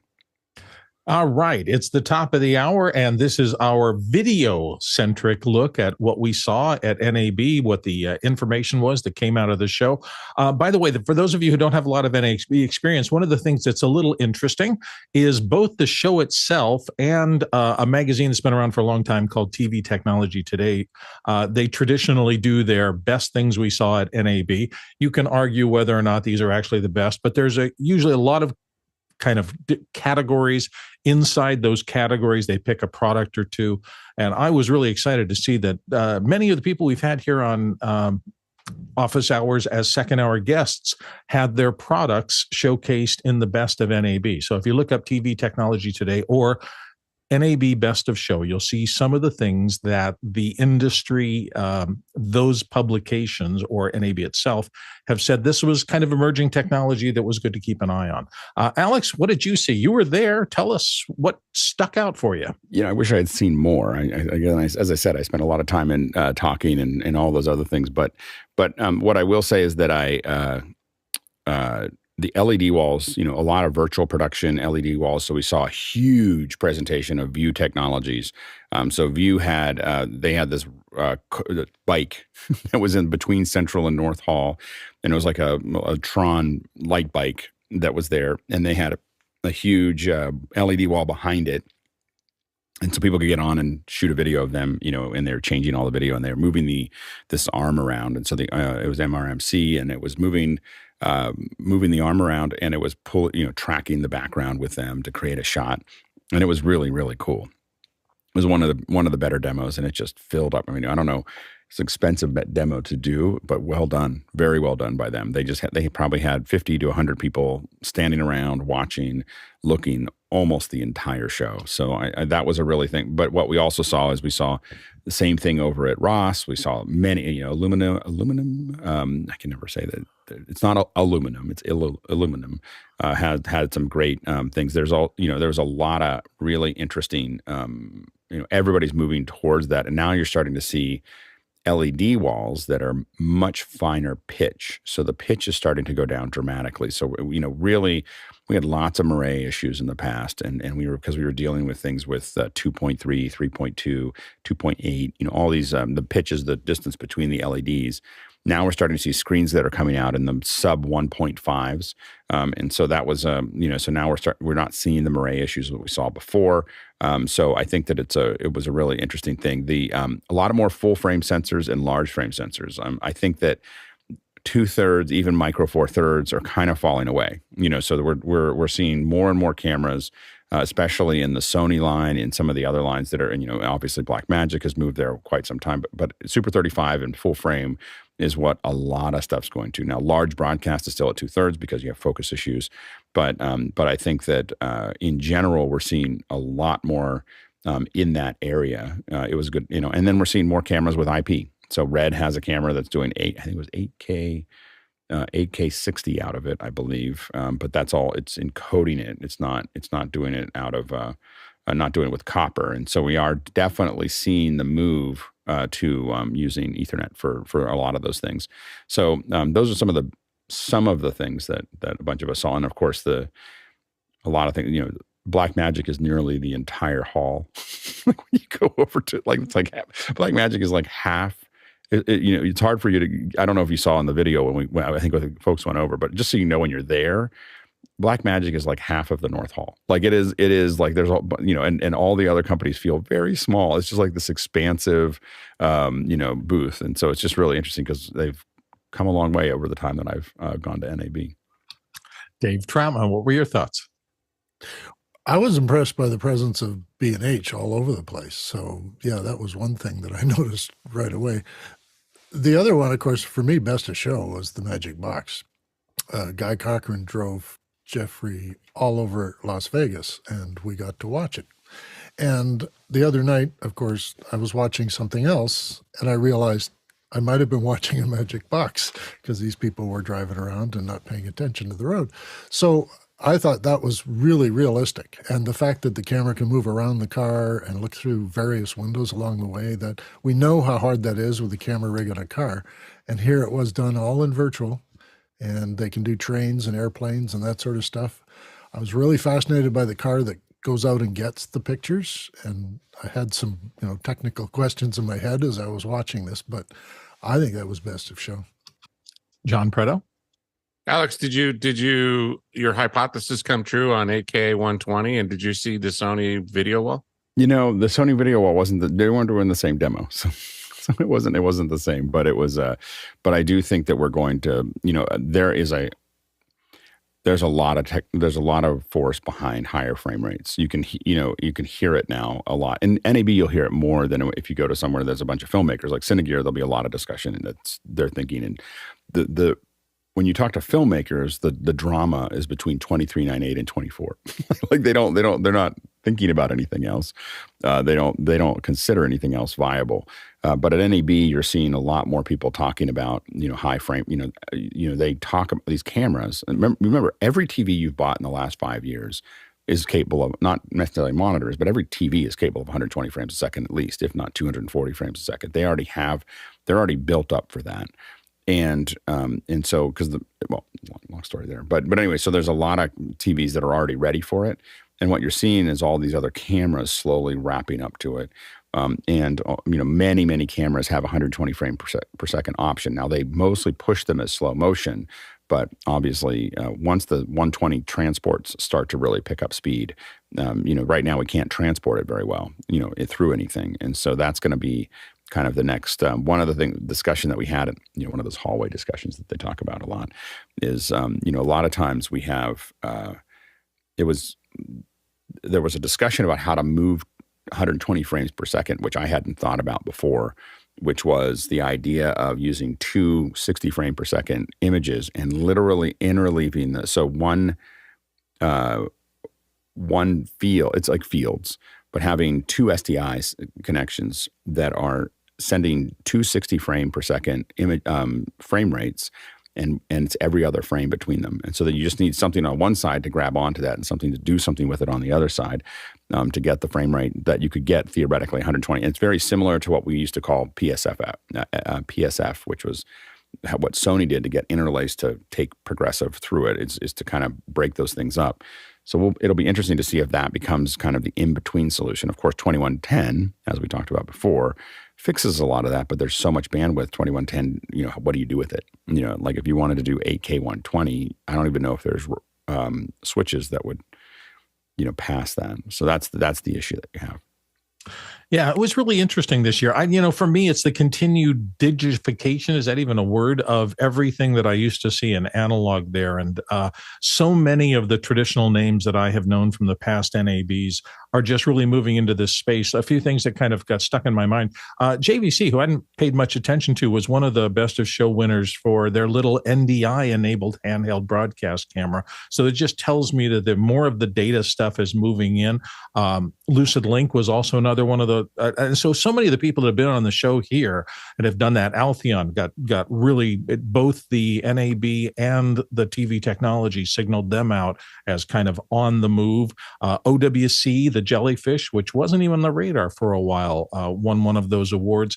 So I try to scan through that and say, what's the overall feeling? And for me, it's the fact that this inexorable move away from the broadcast industry that I knew, the computerification, the digification of all this stuff, it's just streaming through everything, and we're never going back to the way it was. And so the days of plugging in a BNC connection, and that's professional video, are pretty much dead now. You're in the process of putting in some form of TCP IP connection or some sort of Ethernet. That's where everything already is. And if you're not playing in that arena, you're not really paying attention to where our industry has shifted. Alex? I will say that we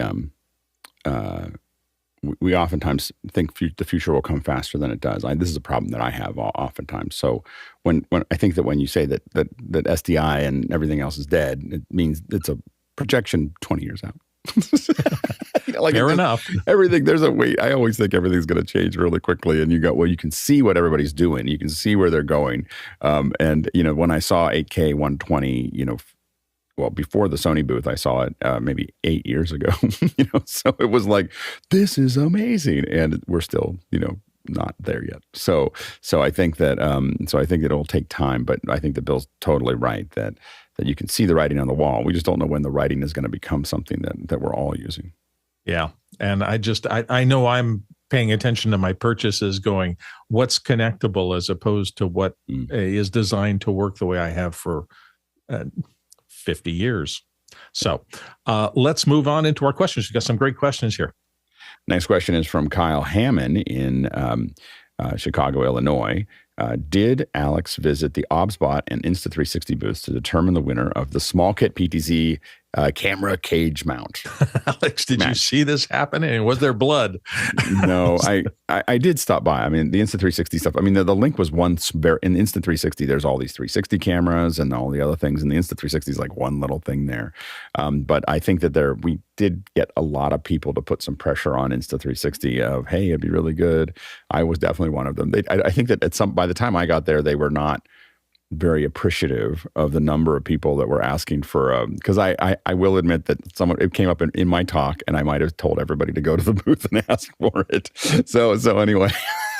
I was like, APIs would be really great with this camera. And so I think that they were, by the time I got there, they were a little worn out, but I think we've made our point. We may continue to add some pressure from our group here. I actually wanted to go and see where they were about it before we started sending them emails, but I think we're going to start sending them emails. We just want to keep the pressure up.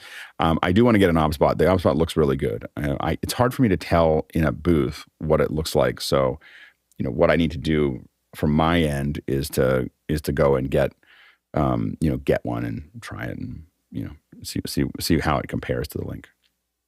Let's move on to the next question. Next question is from Alex 40 Goldner. As much as I appreciate the updates coming to Resolve, Premiere, and Lumafusion, has anyone got the impression that any NLE makers have a vision beyond Ad Cloud and ML and machine learning assistance? Chris Fenwick. Yeah, Alex, I know exactly what you mean. It gets a little old when people just, drop in all these buzzwords and, popular things that, like if I just were to mention a certain couple of letters, I'll get more buzz. But for those of you who are not on the video, he just popped up and now with AI, super over his shoulder. So this is Chris with AI. So, but I agree. I do think, however, that being present, even if you're going to, cater to the buzzwords, is better than not being present. And Alex knows exactly what I mean. Alex. I think they should now with human intelligence. Hi. Now with real people. Now with real people. That'll be the next thing. So I think that obviously the big thing that everyone talked about is text-based editing. So both Premiere and Resolve added it. So this is what a lot of what we saw with Descript was you could go into Descript and you could just add all these things and it would just use the text to do the edit. And that's a pretty heavy thing. I will say that Resolve, I don't know exactly what the numbers are, but I've been told that Resolve has about 3 times as many engineers as Premiere and about 10 times as many engineers as Final Cut. And you feel it like when they open up an update. The updates are not only so heavy, they're so deep. They have a relighting tool that they built into it that is just taking the video and letting you relight things, and they have the text-based editing. They have the support for the USD. So there's a whole bunch of things that they're adding so many things so quickly to it, and they're adding it across many, many, many things. It was really interesting to see. Of course, a lot of us that use Final Cut were like, well, when are we going to see something with Final Cut? I still think that we need to wait until June to see what Final Cut and Motion may do. So I think that there's if we don't pretty soon, if we don't see a lot of movement I think that Apple has until this October, because that's when they oftentimes do these big releases of Final Cut Motion, compressor, and so on and so forth. If they don't show something pretty impressive this October, I think Final Cut is, dead. Like it's not gonna. I mean, it won't be dead. Like people will still use it, but it'll fall off of even. I mean, Resolve is picking up speed so fast. Apple has to make some adjustments or just know that it's going to be kind of a side project, and it's really hard to watch because I've been using Final Cut since 0.9, but I think that they are we're not seeing a lot of updates. I still think that I have an opinion that Final Cut is going to do a huge amount of Final Cut and Motion are going to be the backbone of content generation for the AR initiatives that Apple's doing. I think that that's why suddenly everything's slowed down, is because there's this huge lift to get ready for the summer and into the fall, and that there's going to be all the 3D tools that we've seen and all the 360 tools and the 180 tools. You're suddenly going to have all of these tools that are built around it, because because what's going to be missing when the biggest problem with launching something new like AR and VR is building the content for it. And so I think that what Apple needs is something that's going to build that content. And I think that they're potentially focusing an enormous amount of the new technology that Final Cut and Motion are doing to leverage that content and to be able to tie it in with Xcode and tie it in with, just scene generation and so on and so forth. I have no data. I have no intelligence. It is literally me just guessing that they put 3D stuff in, they put this stuff in here, that's where we may see it go. Then it's very valuable. Otherwise, I think that I'm having a hard time seeing. At first, for a long time, we saw creators at YouTube using Final Cut. They wanted to go fast. They had to produce a lot of content. What we're seeing a lot, and a lot of the creators I talk to at NAB, is a lot of them are starting to move to Resolve, and so that's the thing that we're paying attention to. Absolutely. John Preto? Alex Goldner, you must be listening to Chris and I. Chris and I talked about this specific topic yesterday, and the reason why I raised my hand is so Chris can continue his statements, because he had some really good analogy about old Final Cut having the same situation that we're in right now. Chris? Yeah, I actually raised my hand to add into that. If you look at If you go back historically, and Alex can do that, and I'm talking about Goldner and Mr. Lindsay. I don't do history. I only do. No. Well, you do. You may not do it, but you've lived it and you remember it. So don't be silly. But if you go back and you look at the development of Final Cut 4, Final Cut 4.5, we had HD, we got 5, 6, and the difference between 6 and 7 was colored markers. Like that was like the biggest feature that they added in Final Cut 7. And therein ends the development of what I call Final Cut Classic. But the difference between 6 and 7 was frighteningly dismal. So if you were sitting there going, "Oh, I can't wait for Final Cut 7," and then you went, I get to colorize my markers. What's the point? And if you then look back in hindsight, you realize, oh, they were already deep into the development of Final Cut 10. And so there was a coasting period where they just went, just get something out. But really, all of the diversion was to Final Cut 10. I don't know what's going on. I do have friends, but I purposely don't ask them the poignant questions. But it feels to me very similar to the time between Final Cut 6 and 7. There seems to be a bit of a coasting period. And it may be that they have diverted people to Final Cut 20 or Final Cut 3K or whatever it is. I don't know. And it may be that there's been a brain loss of great people that have left. We know that some really spectacular people have left over the last 3 years. And it saddens me because I consider them to be, very dear. Well, they still are very dear friends, but I would actually send them messages when I'd see like great stuff on Instagram about their vacations. Get back to the office and work on my editor, But where we are right now feels very much to me kind of like that coasting period between Final Cut 6 and 7. 7 was a paltry update in the Final Cut world. And, maybe we're going to see something really spectacular in the next year. Final Cut Ultra. Yeah, who knows? Final Cut Omega, some gigantic change. Oh, but we don't know. Yeah, I will say that it's interesting to me. I mean, I always glance over at the Avid side and go, "What's happening?" And if you think the crickets are bad on our side, have they introduced You're the guy? Anything? You're the guy, Bill, that looks at Avid? You're the one, huh? Well, I keep my, exactly. I keep my eye, and this is the Hollywood major player monster that everybody was scared to death of. And, they've maybe made 2 changes. It's still 90% of the film market. Like, it is. Yeah. It's and 90% of the large film market. And it's just, there's a lot of subsystems for scale that Avid has that still the other ones, if you go off to something other than Avid, you're still climbing up a very steep hill to try to get it done with large edit teams, with a lot of assistants, so there's just things it does that the problem, people always ask, like, why isn't Apple paying more attention to filmmakers? It's because they're really hard to deal with, they want weird niggly little things, and almost nobody else that's buying it will use them. And so Avid kind of owns that market.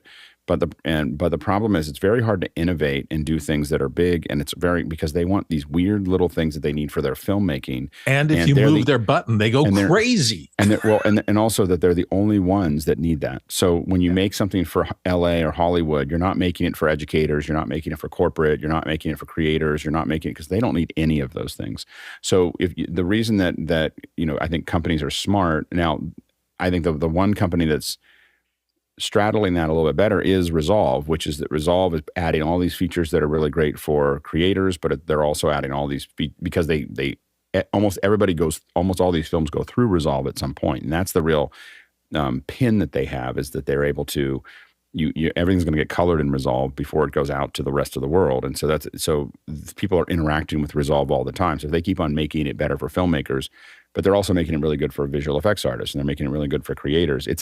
By the way, the Resolve, what they're trying to do is absolutely insane. Like no one should try to do what Blackmagic is doing. Trying to integrate everything together and build all those feature sets across audio, visual effects, editing, color, everything else is totally insane. And it may end up being the thing that kills their company, because there's so many things we're not getting because they're spending all this money on Resolve.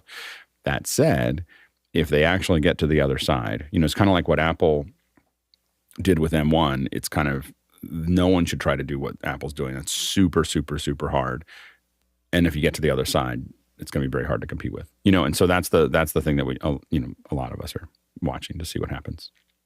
Keep your eye on this space. We'll continue to talk about it every day, practically, here on Office Hours. Let's go to our next question. Next question is from Guy Cochran in Seattle, Washington. And Guy asks, would having a large screen display showing PGM be helpful for those in the field visiting booths live? Dave Troutman? Well, maybe not PGM, but our operation here is driven by Mukana, and I'd really like to see Mukana in the field on the tripod or on the pod that is underneath the camera so that anyone in the field can look at it and know what the audience question is. And also instructions to the field team can be done through Mukana. Alex? Yeah. So this is my fault, by the way. We didn't have it set up because I brought an iPad and then forgot to get it all configured and was so caught up in doing all these talks that I never introduced it.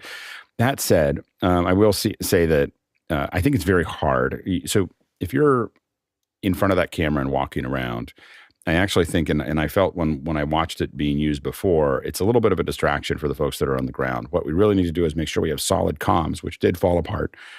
Unity fell apart a lot in the field, which is what I expected because that's why I was trying to get the live view working, and we had some just wiring issues with the live view. The live view will do it. We just didn't get it this time.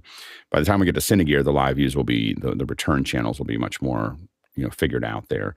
So we're working on a bunch of new things based on NAB that now we might be able to get the Unity to work just fine for that. But anyway, there's a couple other things we may do. We're talking to other folks to do that.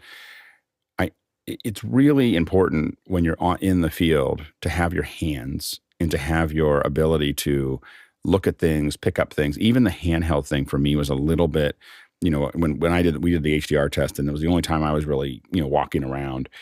It was fine, except that I just kept on having to use I kept on using this, and it's fine to do that. But I think that, like when we do, if I do much in camera at Cinegear, I'd much rather have a headset, and then I also really felt like you really want to be in the moment. I think that when you saw the HDR test, I think we were just doing this kind of wandering through, and I think we want to do a lot more of that. We were wandering around I think that, and I think the other teams did that as well. I think that we do want some places to go. One of the things we're really thinking about is having one team that's very strict about, like, they plan out every half hour they're going to be somewhere and they get all set up, and that might be the tank version or there might be something else. And another version that is someone just, roaming around, so we cut to someone doing big things, someone roaming around. And this is really the discussion. I don't want to take it any further. We'll ask that question again tomorrow. Let's move on from here, but let's ask that question tomorrow. We'll talk more about it. I realize this is a Friday question. Yeah. Dave, did you have one last little comment on the current stuff? I guess I wanted to say that someone you're visiting at a vendor would see that they have an audience, that there's a grid of people there who are prepared to engage with you.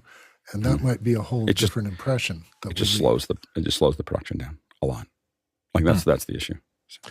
All right, let's move on to the next question. And it's from Dave. Next question is from Dave Troutman in Edmonton, Canada. And Dave asks, what was it like to be leading a camera around the floor during your HDR test? How did it feel to you, Alex? It was a lot of fun. So that if you saw the HDR test, we took it down. We're going to put up some little clips of it and so on and so forth. But if you saw little clips of it, that's how I've covered things in the past, which is that I just kind of talked to the camera. I talked to you. Javier was there with me, which was great. Javier is amazing. He was fabulous. He was so good. And so I really enjoyed being there with Javier, and the team was great because we were, we were a big train. Like, we definitely got a lot of attention because there was people shooting behind the scenes. There was, Philippe was doing the, he had the surround mic that was there, and then we had the backpack, and then we had some, it was a big snake that was kind of moving through the whole thing. We do have to make that probably a little bit more compact to make that work, but it was a lot of fun. And you definitely saw the style that I tend to take on, which is that I just like to wander through, talk to people, look at things, and kind of give people this hodgepodge of stuff. And I think there's place for everything. It's just the way I like to do it. And I've done that for sometimes 6 hours straight, where we just switch the backpacks out and I just keep talking, and we hand it off to someone for 30 minutes for me to take a moment and then come back and do it again. So I'm very comfortable in that space. I thought that it was really well done. So, and it was, Edwin was the camera operator and he did great. And so anyway, so that, I think it's great. And again, I feel like we're getting into a Friday discussion here. So I'll pass it on to Chris. Chris? Does Javier ever stop smiling? I don't know. He's such a good guy. He was great. Yeah. And it was so nice to see it from the point of view of somebody who'd never been there before, coming up from Mexico City and joining the team. It was just, that was, the word I use is charming. The whole thing was just really fun to watch. Yeah. Let's go to the next question. Next question is from Andy Kokendorfer in Vieira, Florida. And Andy asks, thoughts on using something like Switcher Studio at trade shows to create branded packages with multiple cameras on the fly? Well, if you're shooting for later, I think you might have some luck with that. I tell you, Wi-Fi is really tough. So anything that has any wireless connectivity on the show floor at NAB is sketchy at best, I think. Alex, your thoughts? Yeah, and we'll keep it quick too. You can ask this again tomorrow because I think we keep on getting into this. We're not really talking about the video from NAB. We're talking about our coverage, which is totally understandable. I think that anything wireless, if you're not using really heavy wireless in it's not just Wi-Fi, but it's just anything with wireless in with that much equipment and that much RF is really, really difficult. And so I think that we would probably not do that.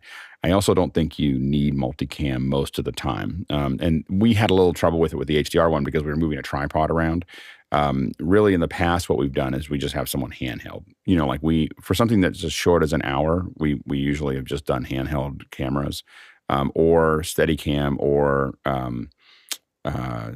Steadicam can be a little heavy for an hour. You can do about 40 minutes in that. But the other thing is you get one of those big arms that comes up and hangs, and then you can go for a very long time. So we'll experiment with some new stuff for Cinegear. Let's go to the next question. Next question is from John Snyder in Reno, Nevada. And he said, which theme was the most prevalent, cloud production, AI, or virtual production using LED walls? Alex? LED walls were the big one. I mean, they were all big. But the biggest one that we saw was just LED. People would talk about AI. We just didn't see. I mean, we didn't see as much of it. The big thing, text-based editing.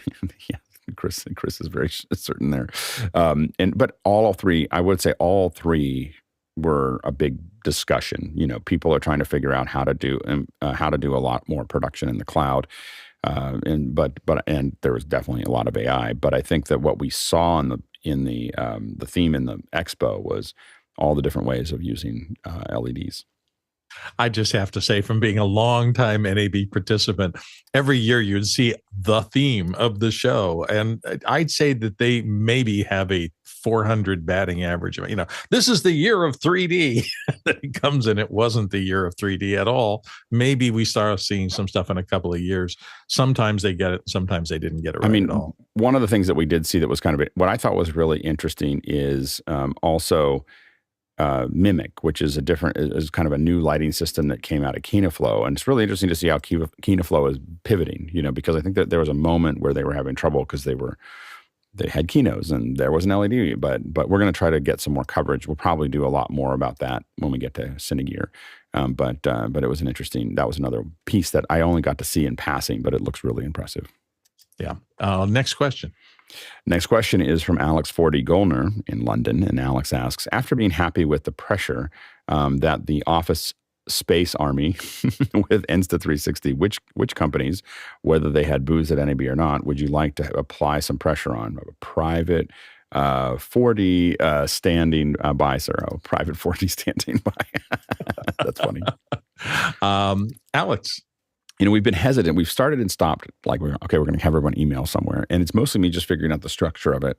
I think we need to think about someone different every week that we're going to hey, we would really like to see a feature. Let's, put something in the email, like everybody go ask for this. And so I think that but I think Insta360 is one of them. I think that asking Blackmagic for a PTZ camera would be another place that we'd like to apply some pressure. And so I think we should start making standing lists of things that we'd like to do, and then all act as a group. So it's and see if we can't move the industry forward a little bit. So stay tuned for more of that. Known in the Reddit space as brigading. So assemble the crew, and everybody asks for the same thing at the same time, and see if we can move the mountain. Next question. Next question is from John Snyder in Reno, Nevada. Did anyone get hands on the new small rig tripod, and how did it compare? Alex, did you see it there? I saw it there. Their booth was really busy. That's all I got to say. And I wasn't there for very long. It was really hard to get a hold of anything at their booth. And so what was funny was that, that there's certain booths that you see a lot of that's really, really busy. And the DJI so the small rig one, I wasn't able to look at it. The tripod looks really good. I want to get one and just try to play with it and see how it turns out. It looks like a really well designed tripod. The DJI booth, there's this basically a virtual gear head where you have the gears that you would have for a gear headed tripod, but it's just wireless to a head. And it's funny because all of DJI's booth will be totally swamped, and that will always be by itself because no one that buys DJI stuff knows what that is. And filmmakers are all like, "Oh, I'm just going to use a gear head," and I'm always like, I that means I can always walk over and just play with my favorite piece of equipment that I can't afford. It's just the most magical thing, and I just go over and look at it and then go, someday I'll sell my house and buy this. All right. Yeah, that was the best part sometimes of NAB was the big camera manufacturers, Sony, Panasonic, JVC. That all of them had a little diorama thing they set up with models and perfect lighting, and then all of their cameras around in a big semicircle. So you can start down at the little guy cameras that I can afford, but you can go all the way up to the broadcast stuff and actually shoot with them. And it's just such a fun, hands-on thing. Hey, Alex, I did want to ask you, did you get to the show floor at all on Sunday? And if so, did you notice any difference in terms of the civilian, we're letting the regular people in on Sunday as opposed to everything starts Monday morning just for the business people? It didn't really make any difference. Monday was a lot busier. Sunday was Sunday, and I think that they would have done better on Saturday, but on Sunday, starting on Sunday, I understand why they did it. So here's the advantage of doing Sunday is that it starts slow, and that gives all the booths. The hardest part, if you work a booth, is getting it all, ringing out everything. So the first couple hours of the first day are usually the worst for a booth. This button isn't working, that wire isn't working, that monitor is flickering, and you try to get all that stuff done, but you're loading in, and people that you don't know built it, and there's all the stuff that you have to kind of figure out. So I think that while there wasn't a lot of people on Sunday there, compared to the Monday was the busiest day by far. And it did seem like a lot of people came in on Sunday. And I think that's what's nice for people who are traveling is being able to travel over the weekend is something that a lot of people actually like to do. So they were able to do that rather than having to fly in on a Tuesday. That takes another work day, out of their system. So I think that there was and it gave people a chance to come in Friday night or Saturday, do what we did, which was have a big dinner on Saturday night. And do that, and then be able to, and it allows the booths again to have a day where they kind of ring everything out. They get to practice everything. On Sunday morning, I was over at Ross and talking to Bo, and the woman who was doing the demo of their LED wall was great, but you could tell she was still figuring out the script. It was still, she was still ringing it out. So being able to have a day that isn't as busy, if you do it during the weekday, it'll always be the busiest day. It's going to be that first day. By putting it on Sunday, they were able to, I think, have something that was a little bit more manageable and approachable. So I think they're going to keep on. I think it was a successful model. Again, I think that Sunday was not. I don't think it got more people. I think it actually got less people. I think a lot of people don't even know what NAB is in Vegas, and you're drawing it in. So I don't think that it's just another big conference to them. So I don't think it brought that many civilians in to make that actually happen. I will say that the West Hall is a long way away from the North Hall. That's what I was left with. All I can say is if I was a vendor, I would never ever put my booth in the West Hall, because I went over there for meetings once. AWS was over there, and the Switch and all the transport technologies were all over there, and I felt really bad. That was to have one place to go that's super quiet. I think there must have been rules in the West Hall if you can't make any noise, because it was like the quietest. Really? I don't know, but it was like the quietest place. There was no, it didn't seem like anybody had open speakers anywhere. It was a very odd thing. So, but and I understood the transport technologies over there. I felt bad there was a couple other booths that got, I don't know, somehow, hornswoggled into going over there. Maybe they were told it was a new booth or whatever, but it was so, I walked over there for a meeting and a lunch, and I thought to myself, I'm going to look around real quickly because I'm never coming back. This is too far away. And so I think that the hall that was the most fun was the Central Hall. This year, I think it was the central hall, I admit, is almost always the funnest hall. Like, it's just got lots of smaller booths, and it's got lots of little things that you can touch and play with. A lot of the other booths, sometimes have stuff that we can look at on the web. The South Hall had a lot because the sheer size of it had a lot there. But the one hall that was probably the densest of I stop and look at things has always been the Central Hall for me. Did you get out back of the Central Hall to where all the outdoor circumstances are? And was there anybody out there? No, it was in the front. I think I didn't. My time schedule, I barely saw. I was that's why I was so frustrated about NAB, was that it was my first one back, and I didn't get to see nearly as much as I wanted to. I worked a booth one year, same thing. I couldn't see any of the friends that I'd normally go wandering around and check on because I was stuck in one place the whole time. So that resonates with me. Chris, you had a thought about this? Alex, you just mentioned the small booth thing, the Central Hall thing. Walked through Central Hall, I saw a booth that had a jog wheel. Mm-hmm. It was like a switches and bears oh my kind of booth. They had a jog wheel with a video screen in it. Yeah. In the wheel itself? So in the wheel.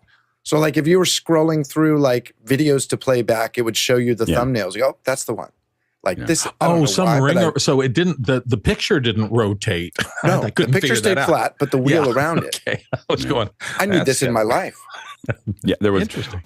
It was funny. I went over to Studio Technologies, and I was talking to Gordon, and we were pushing the buttons, and I was like, I really want a quiet button for my Model 205. I was like, I'd pay you to put a quieter button in there, than the punch. And he's like, oh, we'll take a look at it. And then I went over and found the button.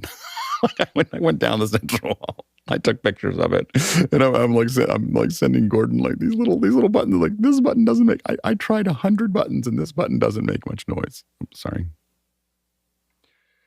Anyway, all right. I think we're ready to go on to the next question. Next question is from Peter Moore in Auckland, New Zealand, and Peter said, one for Alex Lindsay. Did you get a lot of fans coming up to you that may or may not have interrupted filming? How did you handle that? I didn't have, people were calling out. We had a couple of people yelling like, we love office hours. It was a funny thing. I think we probably had that 5 or 6 times while we were doing the walkthrough, because I wasn't out there as much as I expected. But I will say that a lot of people walked up and just talked about how, when I say a lot, probably 20 or 30 people while I was walking through stopped me to tell me how much they like office hours. And then that's when you really realize there's a lot of people watching the show. It doesn't look like huge numbers when you look at it, but it's just like who they are, how many times, it's not always the same people watching every day. And so we did get stopped. For the thing, I don't approach coverage of the expo as a tight show. Like, I'm not trying to do an Olympics package. We're having fun. And if I see someone, like we ran into Bo while we were walking through, through the thing, and I just pulled Bo in and asked him what he saw. What do you see that's cool? What are your thought process? And the idea is that I always want, for the coverage, I kind of feel like I really like the idea of just, we're exploring and we're running into people and we're asking them questions, and it's a much looser thing, which is one of the things I like about live. I don't think it necessarily cuts down into small pieces very well, but I think that for me, live on an expo floor is about exploring and talking to people and figuring things out.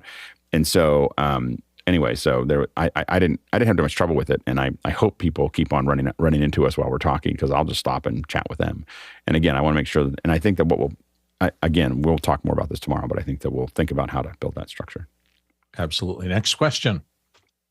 Next question is from Jack Ruppel in Breckenridge, California. With audio being such an important component of video and office hours delving into 5.1, do you think quick cuts and editing for mono audio will become a thing of the past? Quick cuts for audio. Alex? No, that will not become a thing of the past. 5.1 is really hard. Like, we're doing it because it's hard. And it's not going to be something that there's a lot of pieces of it. I think that, and we'll talk about this tomorrow, that the 5.1 and some of the feedback I got from some folks that were pretty excited about it, I think it made a difference. And I think that people will do it, but it'll be something that a handful of people do that make a difference. For coverage, it's just hard to handle all the mics and figure out all the bits and pieces in the translation. I mean, maybe it become a bigger deal, but I think that when we're cutting quick cuts and doing editing and so on and so forth, I think that we're just trying to deliver the information. And I don't know if we need all of that. The reason that we wanted to do surround was because we wanted to make you feel like you were there. And so we're going to keep on. It wasn't perfect, but I think it was a good first start. There you go. Next question. Next question is from Peter Moore in Auckland, New Zealand. Given the relationship of a lot of AH people and panelists with Blackmagic, how hard or otherwise is it to get Resolve training? Do you have to go through BMD, or are there third parties? Both. I've looked around for New Zealand training, by the way. There are plenty of companies online. Ripple Training are old friends of ours, and they have a substantial amount of Resolve training. I think there are others. Alex? The Ripple Training is probably the best videos that you can buy to do that.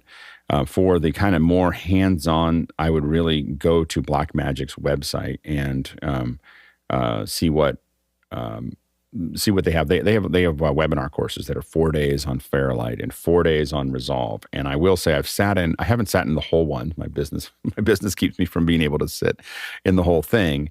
But I have been able to look at some of those bits and pieces, and I will say they're really good courses. So they've really wrung it out. A good friend of mine, Patty Montesian, I think has been designing those courses, and she did stuff for Apple and Avid, and she's been doing this for a solid 25 years, and it shows. In the organization of them, when you sit down and take a webinar there. I mean, I think the webinar platform is a little old, but to do this in, they're doing Zoom webinars. It's just that I think they could do a better platform for it. They're just using the vanilla platform, and I feel like they could do something that's more aggressive. But outside of that, I think that it is it's pretty interesting. And so I would highly recommend if you do well with asymmetrical training in video, I would highly recommend Ripple Training. It's the best. And those guys just hit 100,000 on YouTube. Really, really proud of those guys. Mark and Steve I've known for a long time. And it all kind of started with Mac Break Video, me dragging these guys in and doing it. And now it's become a really massive thing. So anyway, I think that I would go there. But if you're going to take the training, the best training that I've seen so far is the stuff that Blackmagic does online. Let's go to the next question. Next question is from Tommy DeChance in St. Paul, Minnesota. What was your biggest letdown from the show? Ooh, Alex, do you have something that didn't work? That all the speaking was in person.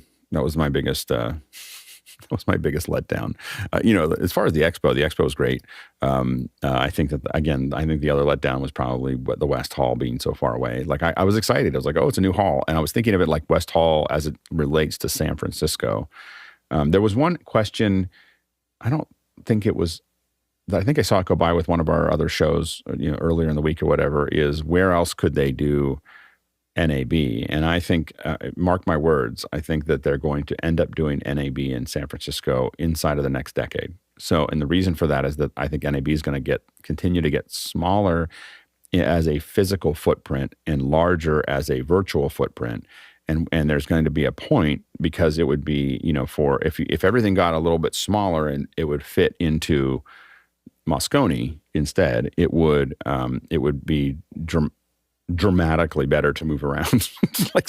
As a person walking around, I would much rather. I think that or it gets smaller and just sits in the Central Hall and the North Hall. I think that was one of the things that was kind of confusing for me, is that it didn't feel like they filled the Central Hall really completely, and then they still went. Again, I think they thought that they would go bigger than they would.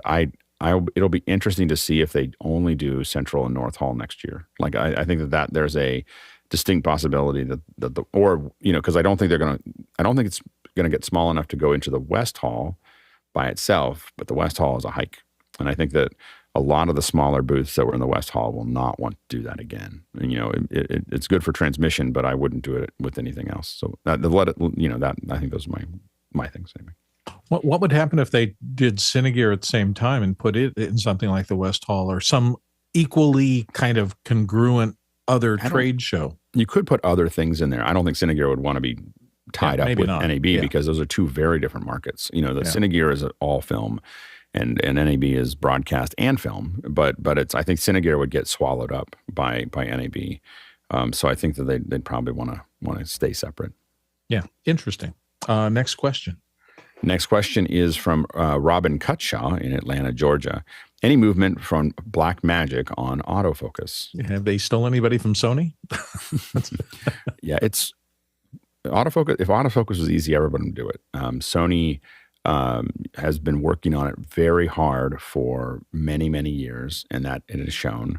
Panasonic spent millions and millions and millions of dollars to try to close the gap. And they've done, I think, a pretty good job. Their newest stuff that was out, that's come out, is close to, it's either on par, close to on par with what Sony's done. It is this is like hard math to get this to work and do it well. And I don't think Blackmagic, I think it's just not where Blackmagic is focusing its energy. I think it's going to continue to focus it on things like Resolve and everything else. And I think that because there's a use case, a lot of times you don't need autofocus. If you've got a lot of operators and they're, like when you're in the film world, that's why they call them cinema cameras. When you're in the film world, someone's manually controlling focus. And so autofocus is really a creator problem, not a film problem or a TV problem. So film and TV are all manual focus anyway, so they don't need autofocus. So when we talk about autofocus, we're excited about it because I can sit here now and go like this and it'll focus, and then I go back like this and it doesn't focus. But that's a creator problem. For when you do real film production, when you do real TV production, that they're completely controlling it. So it doesn't really affect Blackmagic in that way. But for creators, it's a real problem. Most creators I've talked to I've asked, like, why aren't you using Blackmagic? They're like, autofocus. Like it's one person or two people trying to get things done, and it's really hard to manage. And I noticed we had trouble with that with the stuff that when I was walking around the floor of staying in focus because we were using a Blackmagic camera. And when you're moving around with a tripod and doing everything else and then trying to stay focused, it was very, very difficult. Where if we had a Sony instead, it would have been it just would have been just like snapping on us all the time. Next question. Next question is from Douglas Carmichael. Douglas asks, we talk about the latest products and the standard of the day, but did you see any products that have the potential to help build deeper, stronger communities and not just push content to the audience? That's an interesting question. Alex? Yeah, I didn't, this isn't, I think we might see more of that at Infocom, to be honest. I think that I think that the biggest thing that we saw kind of floating around within all of those are the new Zoom integrations. So we saw, Zoom made the big announcements that Andy came out to talk about on Friday, and you're seeing a lot of Zoom being put into all these different applications. I think that, we are going to have Epiphan, we'll have Cinemaker, we'll have Mimo, all coming on and showing us examples over the next couple months. And so, but I think that the thing that I saw the most that is going to help build stronger communities is being able to have more roundtable discussions. And those are about to become super easy to do. Maybe not at the scale that we do them at, but definitely that is going to be a lot easier as it keeps on moving forward. So that's the thing that I was probably struck with the most. Cool. Next question. Next question is from Sean Pickering in Loughborough, UK, and Sean asks, I heard that Yololiv and Obsbot were working together and that they were announcing the Yolobox Pro would be able to work soon with version 2 of the Obsbot Tail, not the Tiny, which is a wireless PTZ camera, to which they are adding an HDMI out.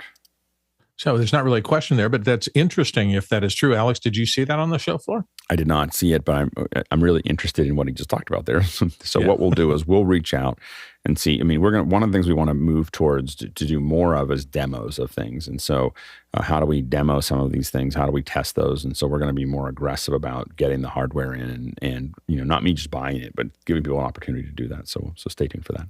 Okay, at the moment we have one more question, so we may end a little early today, but that's fine. We've had a lot of work the last week here. So last question, Alex.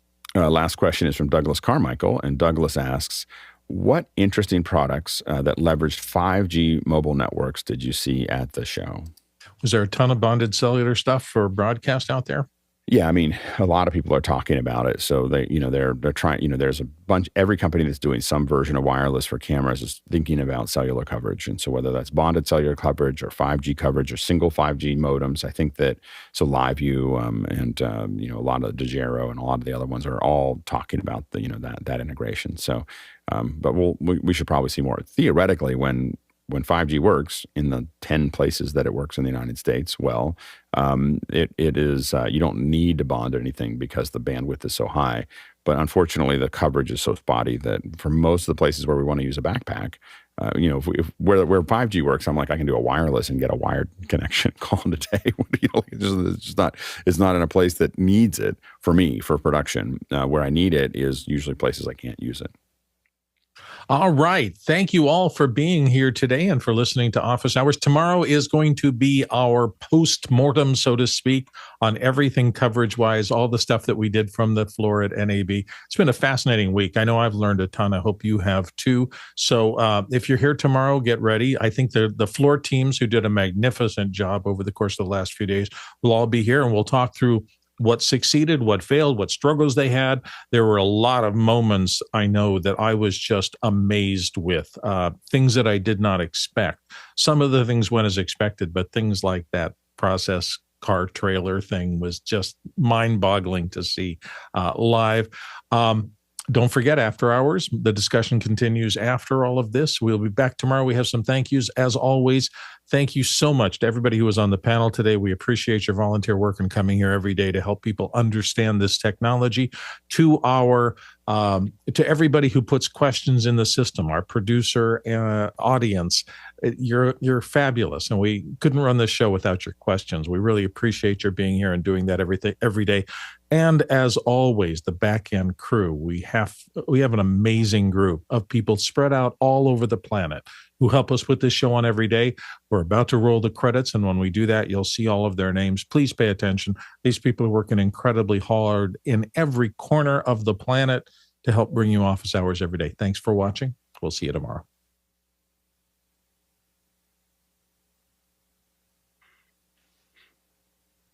Already pivoting to Cinegear. I was researching Cinegear. Here we go. Here we go. Is it the same hall as last year? Paramount. I'm Paramount Lot. Oh, that'll be fabulous. I know people at Paramount. So now we're going to see if we can get a good connection and a place to do things. Awesome. Yeah, so I'm going to talk to some friends there, so we'll see how that goes. Do we know what the dates are? It's the weekend right before. It's the Friday and Saturday before Dub. So it's like 3rd and 4th, or 4th and 5th, or 1st and 2nd, or 8th and 9th, or 12th and 13th. I don't know. It's somewhere there. Cool. It's like somewhere in that area. And Are you thinking about an Airbnb again? I'm going to think about it, but we have to see if people will do it. So